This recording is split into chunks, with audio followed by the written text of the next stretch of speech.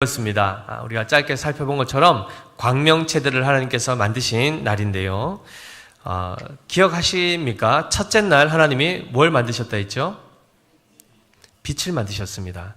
그런데 이 빛은 어둠 가운데에서 생겨난 것입니다. 즉 모든 것이 암흑 가운데 있을 그때에 거기서부터 빛이 존재케 되는데, 생각해 보십시오. 어둠에서 빛이 나올 수 있습니까? 없습니까? 어둠 자체는 빛을 만들어낼 수가 없습니다. 그런데 하나님께서는 한 말씀으로, 즉 빛이 있으라라는 이 명령을 통하여 그 빛을 있게 하십니다. 이것이 바로 첫째 날 하나님이 창조하신 빛이었는데, 그 빛은 태양빛이었습니까? 달의 빛이었습니까? 아니었습니다. 우리가 알 수 없는 근원적인 어떤 빛이 존재했는데, 광명체는 언제 만들어집니까? 넷째 날 만들어집니다. 그런데 이미 벌써 첫째 날 저녁이 되고 아침이 되니 이는 첫째 날이라는 것이 있었습니까? 없었습니까? 있었습니다. 있었습니다. 자, 그러면 여러분들 잘 기억해 보십시오. 첫째 날 이미 근원적인 빛이 있었고 낮과 밤이라는 이 부분들이 분명히 존재했습니다. 그리고 넷째 날이 되었을 때 비로소 무엇을 만들게 하셨죠? 광명체들이 있게 하셨는데, 이 광명체들과 첫째 날의 빛은 분명히 다른 것입니다. 자, 여기서 첫째 날 이 빛에 대해서 히브리어로 뭐라고 했죠? 혹시 기억하십니까? 히브리어로 이 첫째 날 만드신 빛은 오르라고 합니다. 오르. 그래서 예히 오르, 빛이 있어라 하니까 바 예히 오르, 이렇게 해서 빛이 있었다라고 우리가 배웠죠. 오늘 말씀하는 이 광명체라는 것은 그 앞에 마가 붙습니다.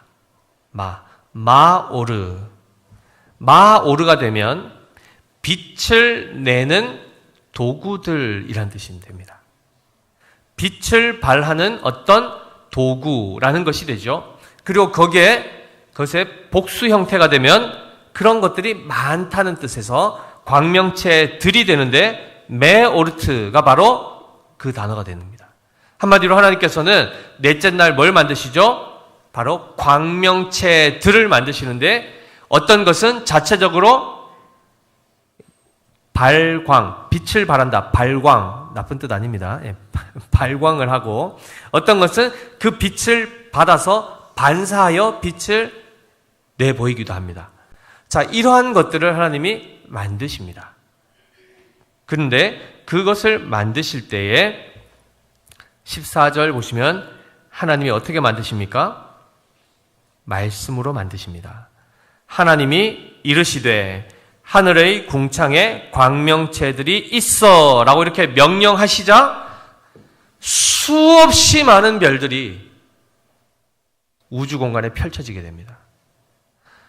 여러분, 성경은 기본적으로 과학적인 것을, 어떤 과학적 현상, 자연 현상을 과학적으로 탐구하여 그것을 밝히는 책이 1차적으로 아닙니다. 책을 쓴 목적에는 그 내용이 없습니다. 그런데 잘 보십시오.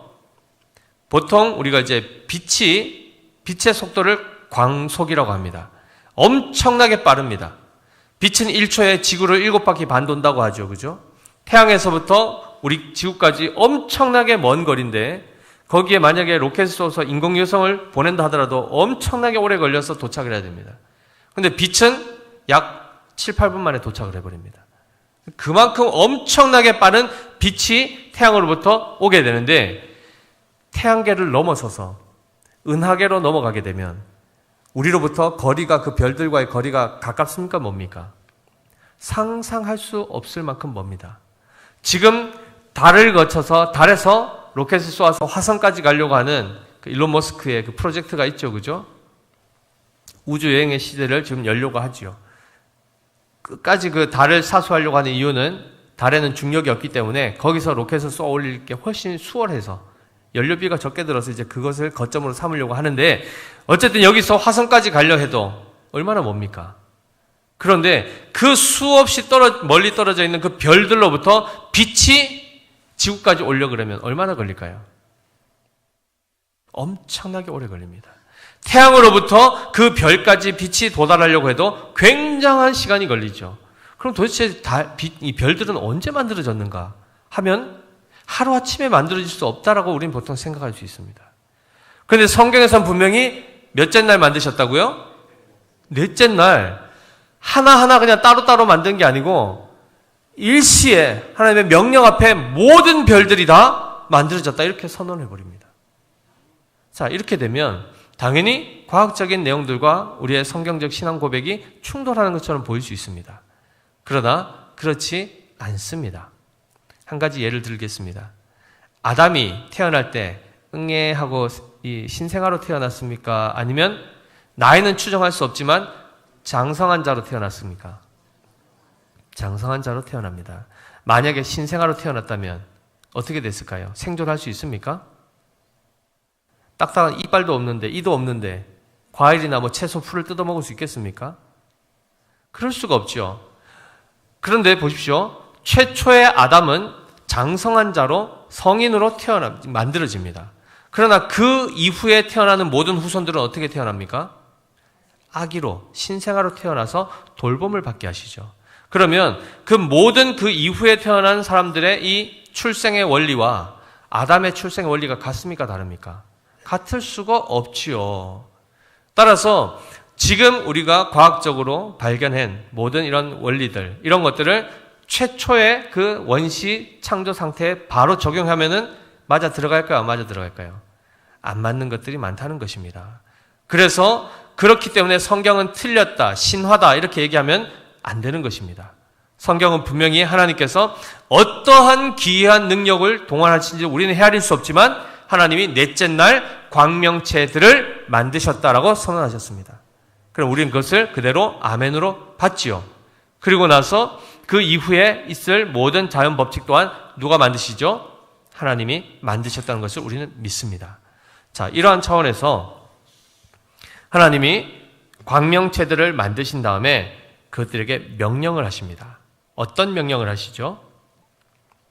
낮과 밤을 나뉘게 하고 그것들로 징조와 계절과 날과 해를 이루게 하라라고 말씀합니다. 한마디로 지금 우리 사계절을 경험하죠. 지금은 겨울입니다. 겨울이 지나면 뭐가 오죠? 어떻게 아십니까? 올지 않을지 어떻게 아십니까? 봄 다음에는 뭐가 오죠? 여름. 여름 다음에 가을이 오고 그 다음에 또다시 겨울이 오고 해서 한 해라는 것이 1년 단위로 바뀌는 것을 우리는 경험으로 압니다. 그리고 한 달이라는 것 30일 또는 31일 어떨 때는 2월달 같으면 올해는 28일 이렇게 달이 정해지는 것도 뭘 통해서 알 수 있죠? 주무시는 건 아니죠. 달이 실제적으로 우리 밤에 떠 있는 달 있죠. 달이 보름달이 되었다가 하루가 지나면 점점 줄어들고 나중에 초승달이 되었다 다시 보름이 되었다 금음이 되고 하는 이 달의 변화들을 보면서 그 주기를 우리가 발견하게 된 것입니다. 그래서 한 달이라는 평균적으로 30일이라는 주기가 있고 그 달이 12달이 되면 1년이 되는 이런 모든 것들이 다 무엇으로 만들어졌다고요? 하나님께서 만드신 이 광명체들의 천체의 원리에 따라서 이 일들이 일어난다는 것입니다. 특별히 태양을 중심으로 지구가 한 바퀴 돌아서 원래 자기 자리로 돌아오는데 얼마나 걸리죠? 얼마나 걸립니까? 365일, 곧 1년이라는 것이 걸리죠. 그리고 달이 지구를 하루에 한 바퀴 돌면서 또 지구가 자전을 하면서 이렇게 해서 한 달, 두 달이 계속해서 이어져 가고 있습니다. 이런 모든 것들을 하나님께서 그 모든 광명체들에게 각자의 이름을 주시고 각자의 역할을 맡겨주셨습니다. 그리하여 그들에게 뭘 하게 하셨다고요? 15절입니다. 같이 읽습니다. 시작. 또 광명체들이 하늘의 궁창에 있어 땅을 비추라 하시니 그대로 되니라 라고 되어 있습니다. 각자의 고유한 것들을 다, 그 이름과 모든 것들을 다 하나님은 지으시고, 그리고 그 모든 것들이 뭘 비추라고 하셨다고요? 땅을 비추도록 하십니다. 결국 우리 지구로부터 엄청나게 멀리 떨어져 있는 그 행성들, 그 별들도 결국은 목적이 뭘 하게 한 겁니까? 땅을 비추게 합니다. 태양도 땅을 비추고, 달도 땅을 비추고, 모든 것의 중심이 지금 어디를 향해 있습니까? 땅을 향해 있습니다. 즉 지구를 향해 있습니다. 그 가운데서도 우리가 나중에 살펴보겠지만 마지막 날 존재하게 될 바로 사람에게 이 모든 것이 초점이 가 있다는 것을 기억하셔야 됩니다. 아담이라는 이 이름, 사람으로 우리가 번역을 했는데 그 말 자체는 원래 먼지 또는 땅, 흙 이런 뜻입니다. 결국은 우리가 땅이라는 이런 단어들을 접할 때마다 결국은 사람, 아담을 생각하게 되고 하나님께서는 결국 이 모든 것들을, 만물을 누구를 위해 지으셨다는 겁니까? 아담을 위해서 지으셨다는 결론에 이르게 되죠. 자, 그런데 지금 이 창세기는 누가 기록했다 했죠? 모세가 기록했습니다. 처음으로 이 창세기의 말씀을 듣는 사람들이 누구죠? 이스라엘 백성입니다. 그런데 이 이스라엘 백성은 어떤 상황에 있던 이스라엘 백성이죠?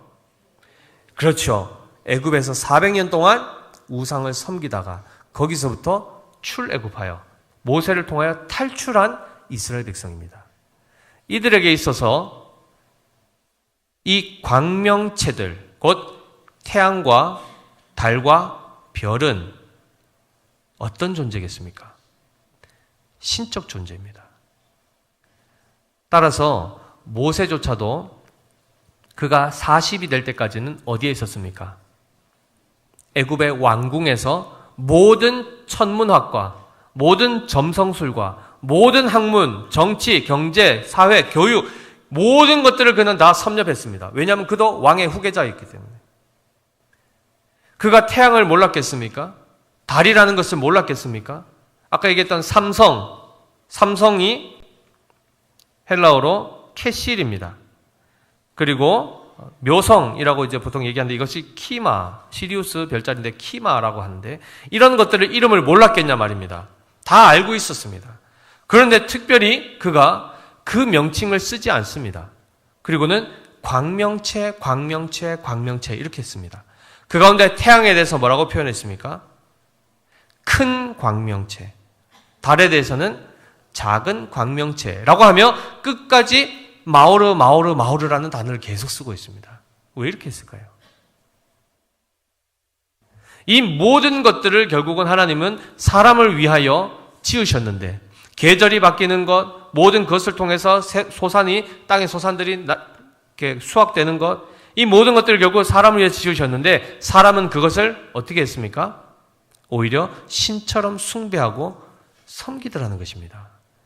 그것을 지으신 하나님을 그들이 압니까 모릅니까? 모르더라는 겁니다. 그저 눈에 보여지는 태양이 없으면 그들은 죽게 되니까, 어둠이 밀려오니까 태양에 대해서 그들은 숭배하기 시작합니다. 달에 대해서 비나이다 하게 됩니다. 불과 우리나라만 하더라도 기독교 문화, 이 기독교 복음이 들어오기 전까지는 우리 다 그렇게 했지 않습니까? 새벽에 어머니들 어떻게 합니까? 할머니들 보면 하얀 소복을 입고, 그죠? 정한수, 깨끗한 물을, 정수기도 없었는데 어디서 어떻게 깨끗한 물을 구하셔가지고 장독대 위에 올려놓고 달을 보면서 그 새벽에 추운데 뭐 하셨습니까? 비나이다 하죠. 뭘 빌었죠? 복을 빌죠. 무슨 복입니까? 다 자식들 잘 되고 건강하고 우리가 늘상 바라는, 모든 사람들이 구하는 생과 복, 생명과 복을 구하는 겁니다. 누구에게 구했다고요? 달에게 구하고 태양에게 구하고 별들에게 구합니다. 그럼 이루어집니까? 근데 그들은 이루어진다고 믿고 확신 가운데 그들은 구했습니다. 그 역사가 최근 현대에 들어와서 과학기술이 발달하면서 그분에서 이것이 다 미신이고 그냥 자연현상이다라고 얘기를 했는데, 현대 과학이 도달하지 못한 게 뭐죠?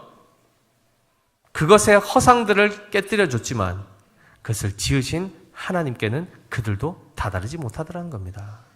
그냥 자연일 뿐이고 그냥 있었던 것이지 하나님이라는 존재가 그것을 만들었다고 그들은 인정하지 않습니다. 그럼 보십시오. 달 앞에 비나이던 그들이나 그것을 과학적으로 연구해서 이것은 과학적인 영역이다라고 얘기하는 그들이나 차이가 있습니까? 없습니까? 차이가 있어 보이지만 더 현대인들이 더 지혜로워 보이지만 결국 하나님을 아는 일에는 다 실패합니다. 이해되십니까?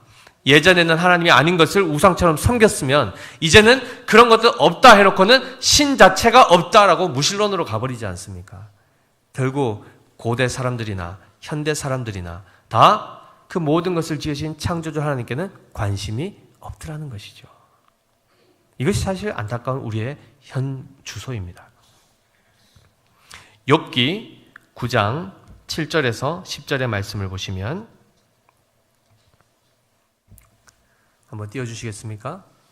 욥기 9장 7절 10절 말씀 같이 읽어보겠습니다. 시작.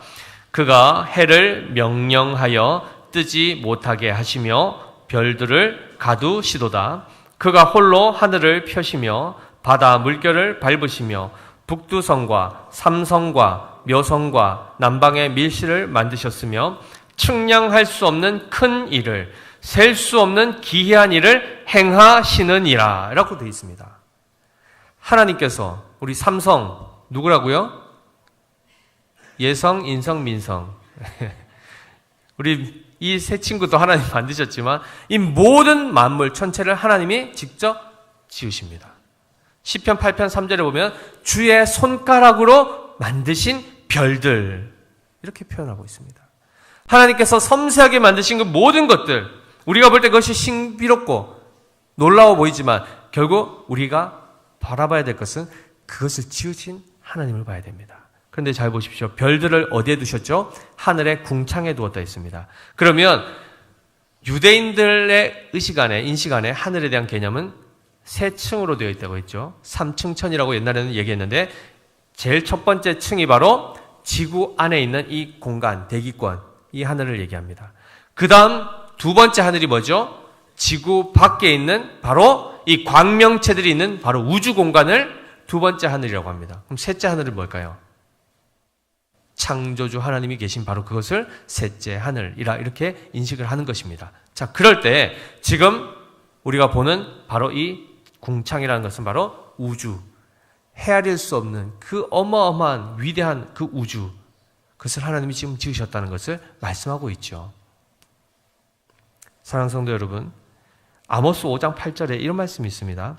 묘성과 삼성을 만드시며 사망의 그늘을 아침으로 바꾸시고 낮을 어두운 밤으로 바꾸시며 바닷물을 불러 지면에 쏟으시는 이를 찾으라. 그의 이름은 여호와 신이라 라고 되어 있습니다. 우리가 하늘을 보면서 별을 보고 태양을 보고 달을 보면서 그냥 하나의 천체 중에 하나구나 이렇게 하고 넘어갈 것이 아니라 그것을 지으신 하나님을 늘 인식해야 된다는 것입니다. 그런데 놀랍게도 우리는 태양을 의존하고 살고 있고 달을 의존하고 살고 있습니다. 그것이 끊임없이 이 지구 공전과 자전을 통해서 그리고 천체의 원리를 통해서 우리에게 많은 것들을 주고 있죠. 근데 더 놀랍게는 마지막 날이 되면 예수 그리스도께서 다시 오시는 그 날이 되면 이 모든 것들은 사라지게 된다고 합니다. 지금 우리가 그토록 의존하고 있는 이 모든 것들을 하나님이 어떻게 하신다고요? 이전 것을 없애겠다 하십니다. 그럼 빛이 사라지면 어떻게 됩니까? 우리 다 얼어 죽죠. 태양이 지금 보일러 안 켜보십시오. 어떻게 됩니까? 그 불을 떼어줘야 우리가 지금 따뜻한데 조금만 더 가까이 가면 타 죽고 너무 멀어지면 얼어 죽고 그런데 그 태양 자체가 갑자기 없어진다고 생각해 보십시오. 어떻게 될까요? 마태복음 24장 29절에 이런 표현들이 나옵니다. 마태복음 24장 29절 말씀 같이 읽습니다. 시작. 그날 환난 후에 즉시 해가 어두워지며 달이 빛을 내지 아니하며 별들이 하늘에서 떨어지며 하늘의 권능들이 흔들리리라 라고 되어 있습니다. 여기 보면 해가 어두워지는데 어떻게 어두워진다고 합니까? 즉시 어두워진다는 것입니다. 점점 건전지가 이렇게 따라가는 것처럼 배터리가 점점 이렇게 줄어드는 것처럼 태양이 점점 약해지는 게 아니고 활활 타오르던 것이 하나님의 명령 앞에 어떻게 된다고요? 즉시 어두워지는 날이 온다는 것입니다. 그런데 이렇게 되면 우리는 어떻게 될까요? 다시 암흑으로, 다시 어둠으로, 사망으로 뒤덮이지 않겠습니까? 그런데 잘 보십시오. 계시록 22장 5절 말씀에, 요한계시록 22장 5절 말씀 같이 읽겠습니다. 시작. 다시 밤이 없겠고 등불과 햇빛이 쓸데없으니 이는 주 하나님이 그들에게 빛이심이라. 그들이 세세토록 왕노릇 하리로다 라고 되어 있습니다. 아멘이죠. 우리가 마지막 날 들어가게 될, 우리에게 임할 하나님의 나라, 새하늘과 새 땅에는 햇빛이 필요합니까? 안 필요합니까? 필요하지 않다고 합니다. 왜요? 하나님 자신이 우리를 비추시는 그 빛만으로도 충만하고 충분하다는 것입니다. 이 빛이 바로 첫날 만들어졌던 바로 그 근원적인 빛 안에 들어있는 그 의미이죠. 그 모든 이 천체 만물들은 다 하나님을 가리키는 하나의 상징물들입니다. 밤이 되고 낮이 되는 것, 어둠에서 빛이 있고 하는 이 모든 것들은 결국 뭘 의미하는 걸까요? 어둠은 죽음을 상징합니다. 빛은 생명을 상징합니다. 저녁에 우리가 잠을 자죠. 잠이 듭니다. 그럼 이것은 마치 죽은 것과 같습니다. 흔들어 이렇게 보면 가만히 있지 않습니까? 마치 시체와 같이. 근데 아침이 되면 어떻게 되죠? 하품하며 일어납니다. 이걸 통해서 우리는 매일매일 뭘 학습하게 되죠? 죽음과 부활을, 특히 성도들은 죽음과 부활을 매일매일 그 잠과 일어남을 통해서 우리는 공부하게 되는 것입니다. 배우게 되는 것이죠. 하나님을 알지 못하는 사람들은, 부활이 뭔지, 죽음이 뭔지를 모르는 자들은, 십자가와 부활을 모르는 사람들은 그날이 그냥 그날 같은 겁니다. 야, 또 월요일이 찾아왔네. 또 일요일이 왔네. 그냥 피곤해 죽겠네. 그냥 그렇게 반복적으로 살아가지만 믿는 자들에게 있어서는 하루라는 이 날만 하더라도 죽음과 부활이라는 이것을 우리로 끊임없이 배우게 하시고, 아까 말씀드렸던 것처럼 아브라함 같은 경우에는 그 수없이 셀 수 없이 많은 별들을 보면서 뭘 깨닫게 되죠? 하나님의 복을 깨닫게 됩니다. 내 자손이 하늘의 별과 같이 많아질 것이다 라고 하는 하나님의 구원 역사를 깨닫게 되는 것입니다. 어찌 보면 그 별들의 존재의 목적이 뭡니까? 아브라함에게 하나님의 구원의 경륜을 깨닫게 하는 하나의 그 지혜를 갖도록 만들어준 그 역할을 위해서 지금까지 존재하고 있는 것일 수 있습니다. 놀랍죠? 그 위대하고 그 거대한 것들을 하나님이 지으신 이유가 뭘까요? 그냥 지구만 지으셔도 안 되겠습니까? 그냥 지구만 만드시고 다른 것 통해서 따뜻하게도 하시고 이렇게 하셔도 되는데, 굳이 셀 수도 없을 만큼 그 많은 것들을 광활한 우주에 왜 굳이 만드셨을까요? 그걸 통하여서 우리는 하나님의 광대함을 배우게 되는 것입니다. 왜냐하면 그 넓은 우주보다 하나님이 더 크시다고 하니 도대체 하나님은 어떤 분이신가? 무한한 분이신 것이죠. 그걸 깨닫게 하시기 위해서 하나님은 우주를 만드십니다. 아멘이십니까? 그런데 안타깝게도 신명기 4장 19절에 보시면 이 창세기를 기록한 모세가 40년 이후에 이 출애굽 1세대가 광야에서 다 죽고 난 이후 그의 자녀 세대들이 가나안 땅에 들어가게 될 때에 너희는 주의하라 하면서 했던 말씀이 나옵니다. 신명기 4장 19절 말씀입니다. 같이 읽습니다.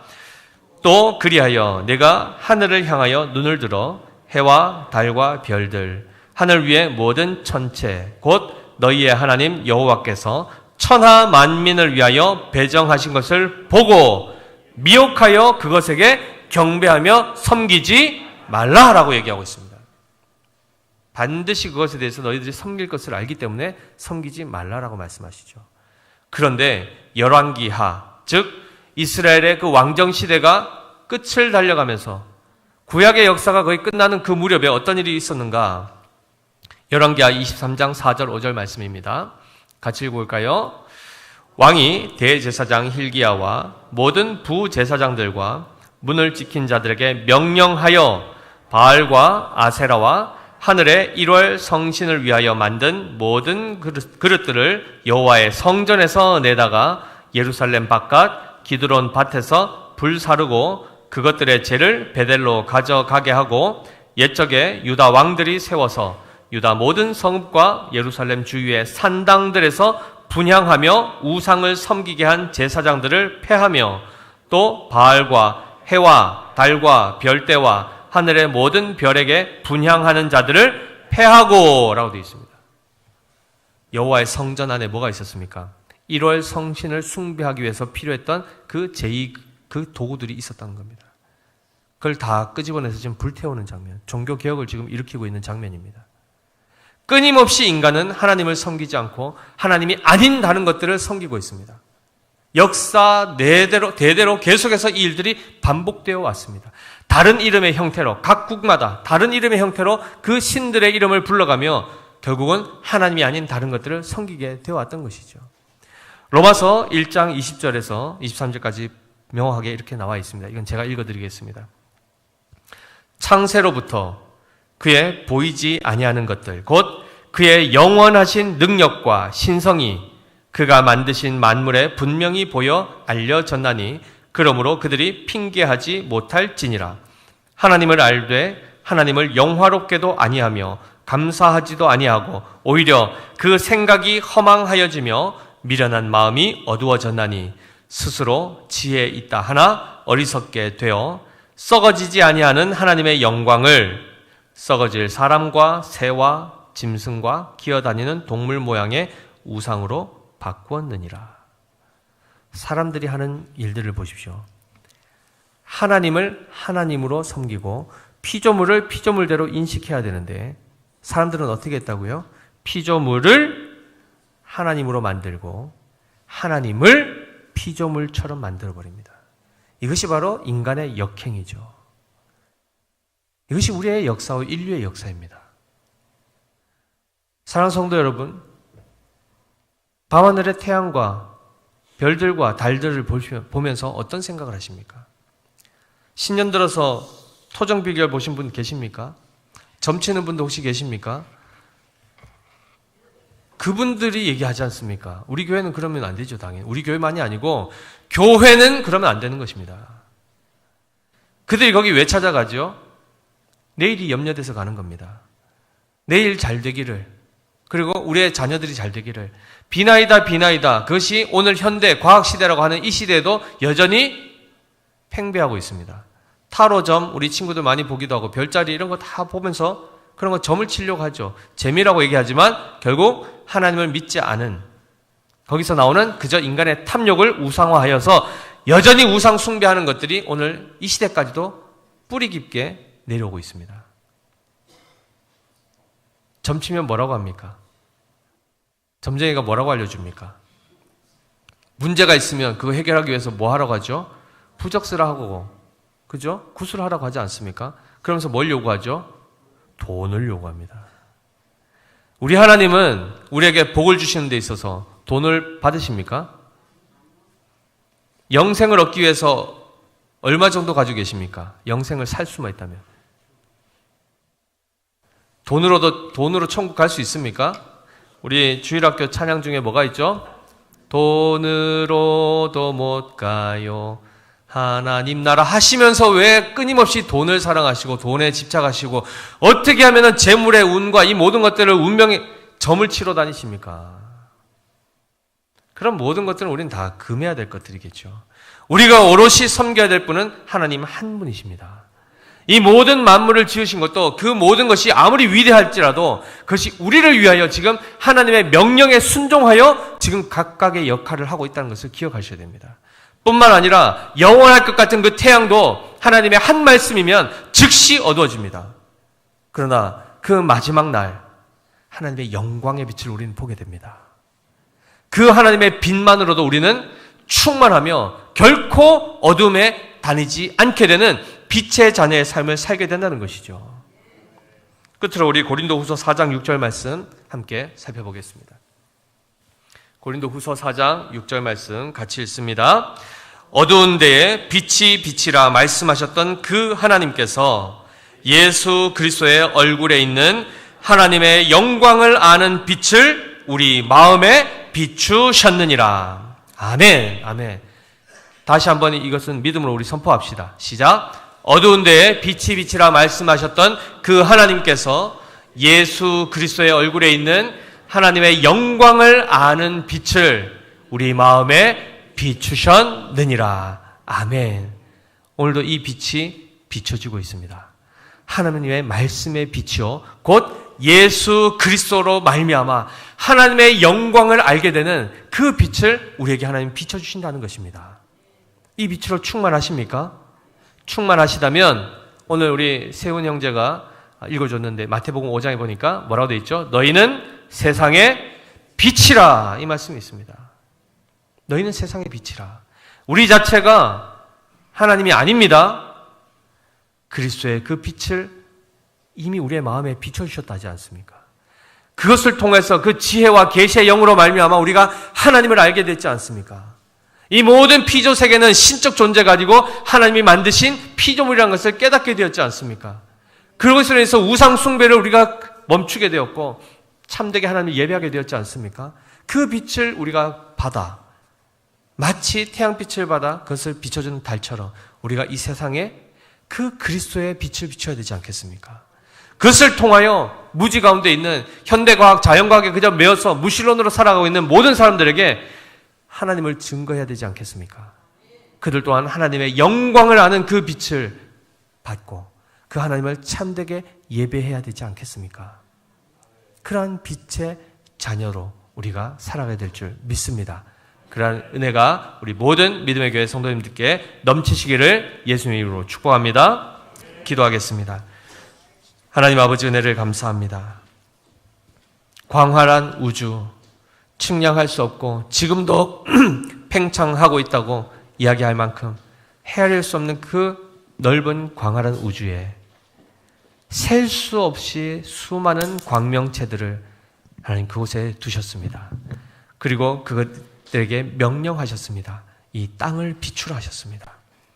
그것을 통하여서 모든 계절이 바뀌고 해가 바뀌고 날이 바뀌는 이 모든 징조들을, 그 현상들을 우리에게 허락하셨습니다. 그것을 통해서 우리는 생명을 얻고 양식을 얻고 기후의 변화를 통해서 시대가 바뀌는 것들도 깨닫게 됩니다.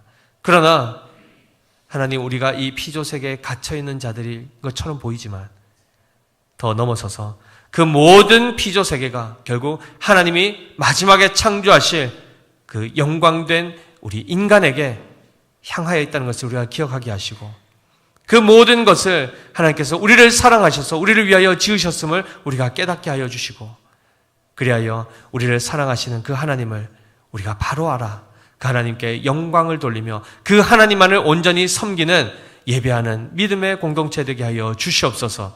그리하여 그리스도의 그 얼굴에, 예수 그리스도의 얼굴에 있는 하나님의 영광을 아는 빛이 우리에게 온전히 비춰지고 우리 또한 그 빛을 세상 가운데 비출 수 있는 빛의 자녀들이 될 수 있도록 역사하여 주시옵소서. 그렇게 하여 주실 주님께 감사드리며 살아계신 우리 구주 예수 그리스도 이름으로 기도드립니다. 아멘. 우리 다 같이 일어나